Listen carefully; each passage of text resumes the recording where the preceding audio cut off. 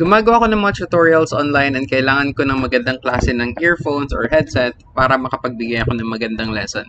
Now, bumili ako ng EMIT headset and check natin kung ano yung capacity nito. So, i-unbox na muna natin siya. Bale, yung naririnig yung boses ngayon ay boses galing sa aking laptop na microphone. No? May microphone naman ako, professional microphone. Pero, hindi kasi all the time pwede kong dalhin yung professional microphone na yan. Kaya naisipan kong bilhin itong headset ng EMIT. Ito yung nasa loob. Ayan, bubble wrap pa. So, ito yung headset. Meron siyang foam dito at dito.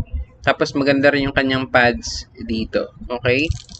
And na-adjust din yung height dito. So, i-check natin. Sound check. Testing 1, 2. Sound test. Test 1, 2. So, ito yung naririnig nyo ngayon guys ay galing na dito sa ating EMIT headset.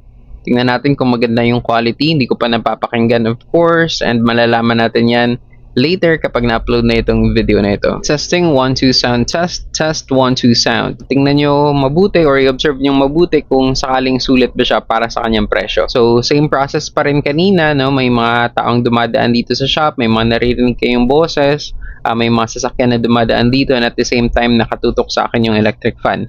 So, pagmasdan nyo ngayon kung ganun pa rin ba yung naririnig nyo after nating magamit itong EMIT headset.